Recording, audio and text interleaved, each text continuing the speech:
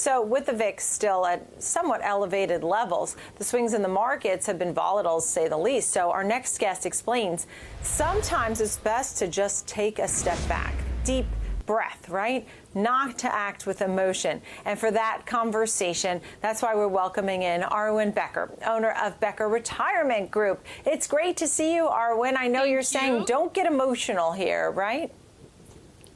Yeah, that's true. I mean, I think we all can get into that space where, I mean, there's a lot going on and you're hearing so much, but I mean, really, we plan for the long term. So we keep the emotions out of it. I mean, we just need to. That's the proper thing to do at this point, right?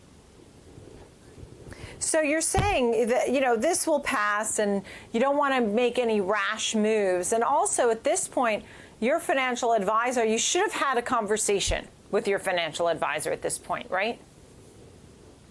Absolutely. If your advisor has not reached out to you and you have a little bit of money, a lot of money with them, and they haven't communicated with you, that's an issue. You know, one of the things that we did immediately with all of our clients, I mean, we probably have 600-700 clients, is we picked up the phone. We didn't just send a blanket email, we called our clients, because you need to be reassured at this point that what you see going on in the news, the ups and downs. I mean, we live in Boeing's backyard. You know, that's what was kind of odd about you and I talking a month ago. I was in coronavirus ground zero. I live in Kirkland. That's where I live and breathe and move, and that's where I was born. And so coming to see you in New York, and yet seeing everything that's going on with Boeing, it's very, very easy to get caught up in it. And we retire people from Boeing all the time. My husband and I were just talking about this yesterday because a lot of people are very afraid and they're looking at what's going on with their personal finances, especially their 401k or their TSP or their 403b. Yeah, absolutely. And so when you're reviewing these 401ks and reviewing your retirement planning, you're saying to look at other things within your life that you need to face, right? Taxes, risk, what kind of income do you have, if any, and a few other things. So you're talking about and that you need a holistic plan. So explain that. Yeah. Well, a holistic plan, what happens is a lot of people plan in microclimates. They talk to their pension provider, and then they talk to the Social Security office, and then they talk to their financial advisor, and then their insurance person, and yet they don't know how all those pieces function together. And so what often happens is we can make emotional decisions on a little small part without taking it into account as the whole picture.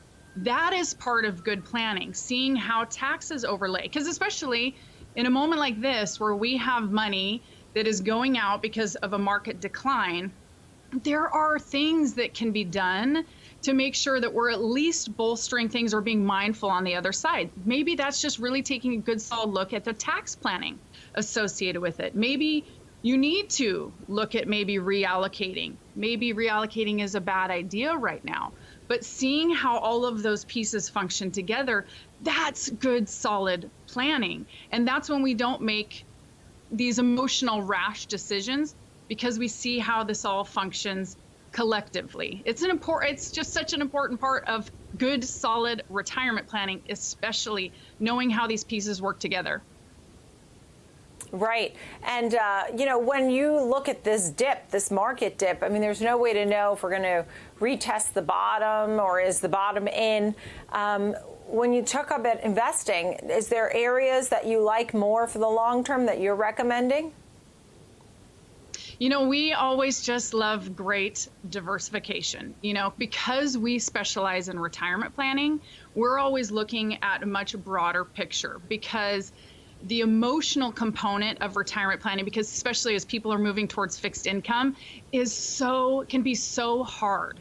And so having a more smooth ride, even in the midst of something like what we're dealing with right now, is what you're always striving towards as you're looking towards retirement. It's not the best growth. It's not, you know, something that's just great and dynamic and wonderful. You can do that in your 20s and 30s and into your 40s, but when you're in your 50s and 60s and beyond, it's about putting money into the background and being able to enjoy your life even when you see a lot of red up on the screen. You know what I mean?